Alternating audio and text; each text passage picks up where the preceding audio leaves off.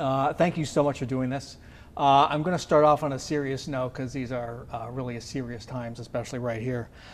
You saw the spectrum of threats against the country as DHS Secretary. As you look around the country right now, and the world even, where do you see the greatest threats? Well, I think there's several. In the United States, I think we all should be concerned about the rise in domestic extremism and just the growth in the groups that are throughout the country, that is problematic. I think on the longer term, there's risks associated with climate change. You know, the warming of the planet is going to be affecting things like food security and extreme weather events and changes in persistent weather patterns and changes in migration patterns, all because the planet is warming. So we've got to do more to reduce the rate at which it is warming, but also to adapt to that which has already occurred.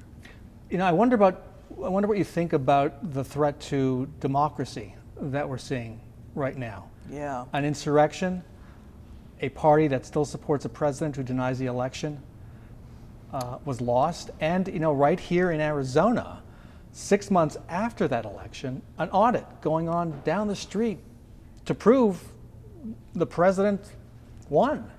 How great a threat is that to our democracy and even our security? You know, it is a threat, and I'm not sure I would call what's going on down the street an audit. It's not really an audit. It's not being done by qualified auditors. It's not being done pursuant to true auditing standards.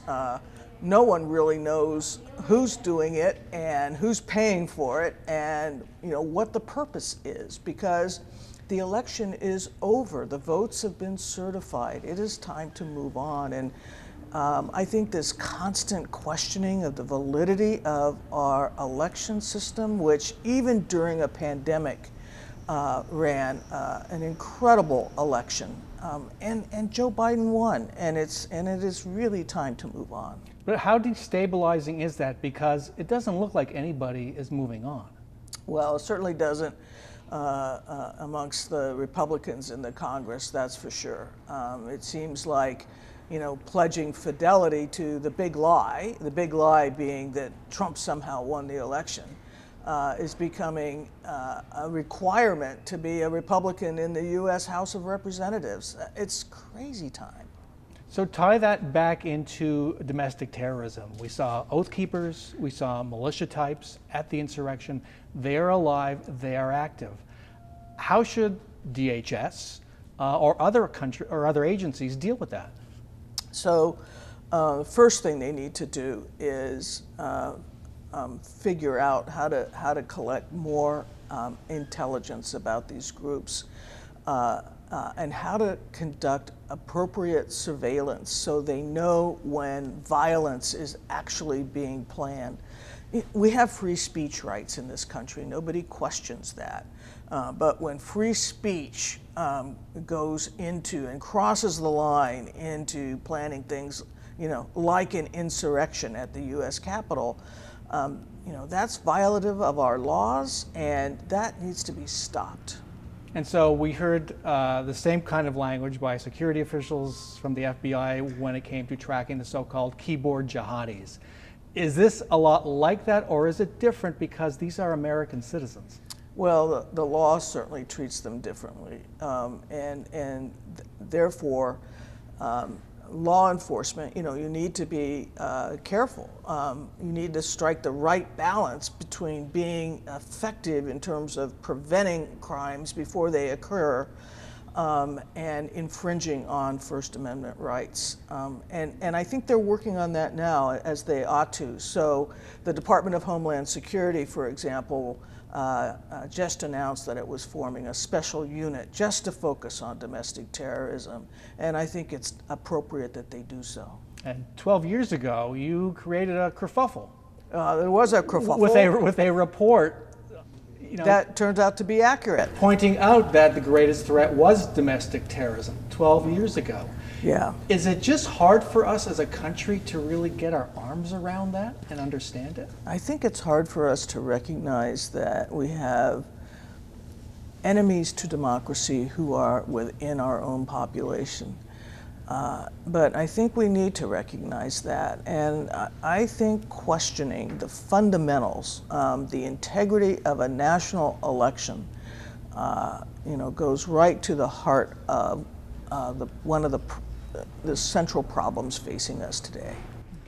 Another issue still with us, the border, immigration. You've dealt with that as governor. We've been talking a little bit about Janet Napolitano when she was governor back in 2006.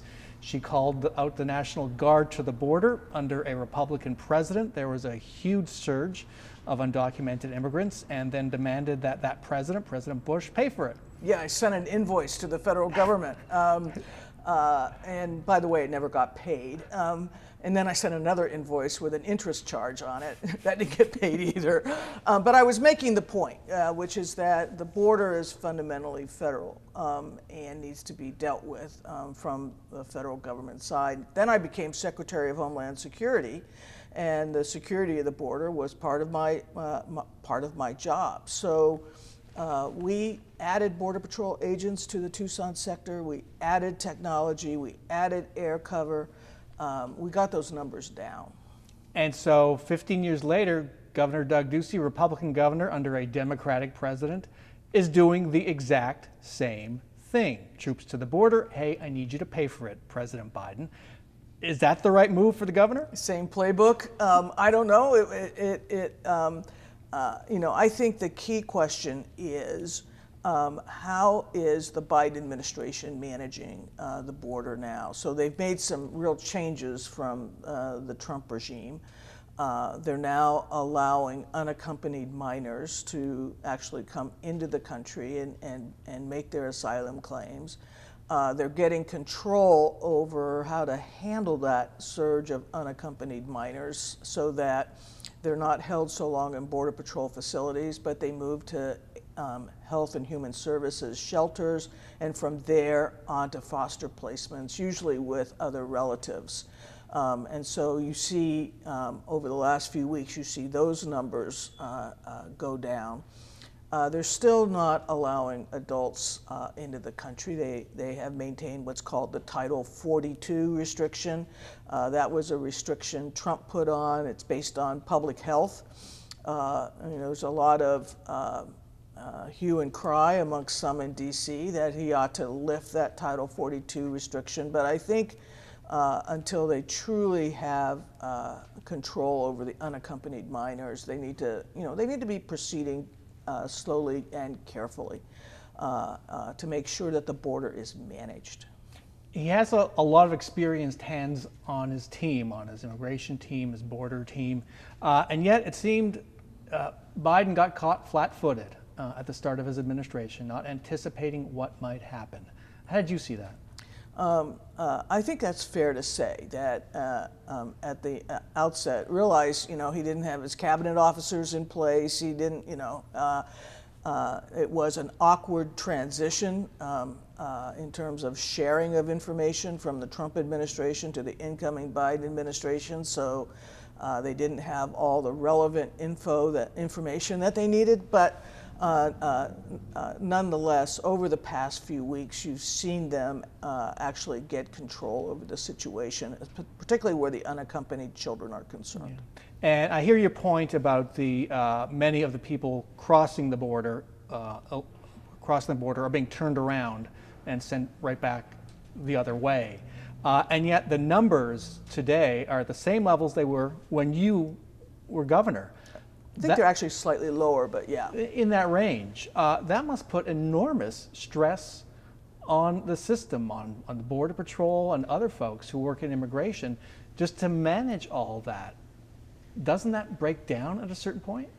Well, no, I think there are more Border Patrol agents actually on the ground. That's really been staffed up. don't underestimate the use of technology, of sensors, of night vision goggles, of things like that that really help force multiply from the Border Patrol that's there. You know, over the long term, there's going to need to be a focus on where the immigrants are coming from. And they're coming from Honduras and Guatemala and El Salvador. And over the long term, we need to be working with those countries to make them safer, to help their economies grow so that there's not such an incentive to make that dangerous journey to our own border. It doesn't look like President Biden has the votes in Congress to get any kind of big immigration plan like the one he's introduced to get it passed. Can you name or point to one or two things he could do, either on his own or with Congress, that might make some difference in what's happening at the border or what happens after the border in terms of processing? You know, two things. One is I think there is great bipartisan support to legalize the so-called dreamer population. You know, the young adults who were brought here as young children who have grown up in the United States, know only the United States is home. They need a way, other than DACA, which is the program we started when I was secretary, to legalize their presence in the United States so they can remain here, they can work here, and so forth. And so I think an attempt ought to be made there.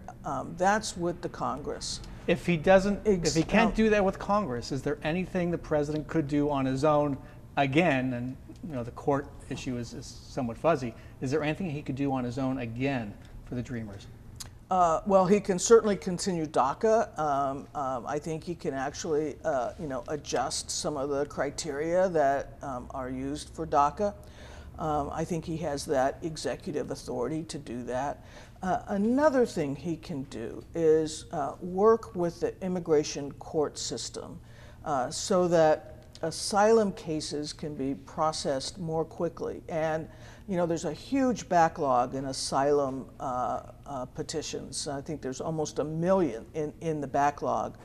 But in my view, what he ought to do is prioritize handling the recent crossers and get those cases handled. And if people don't qualify for asylum, return them to their country of origin. So put them at the front of the line versus people who have been in that line for years. Yes. And why do it that way? Well, one is because that actually sends a message to those waiting in the countries of origin that they shouldn't cross because they're not going to be allowed to stay if they see numbers being returned. Let's bring it to Arizona politics. I think I read recently where you said you think Democrats have to engage more on border security. What do you mean by that? Because you were, as governor, you did a lot of things that didn't make Democrats happy. E-Verify, bringing the guard to the border, involvement with DHS programs. What did you mean by Democrats needing to embrace border security? Well, I think we need to acknowledge that every country, including the United States, is entitled to protect its own borders. It's entitled to make determinations about who is allowed to remain in their country, who is allowed to become a citizen, et cetera. And people need the assurance that that continues whether you have a Democratic administration or a Republican administration. The difference is how you do that. Do you spend your resources on a wall that's supposed to go from San Diego to Brownsville? No. You put your resources in an intelligent way to manage the area of the border between the ports of entry, and then you modernize the ports of entry themselves.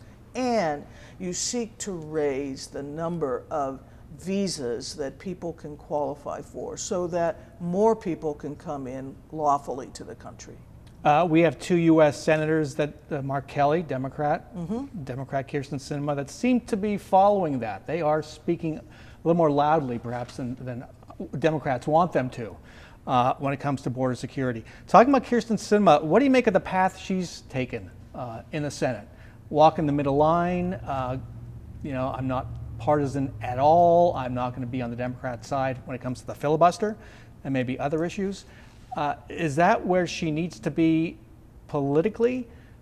And is that where you think she needs to be just in terms of policy that you believe would help this country?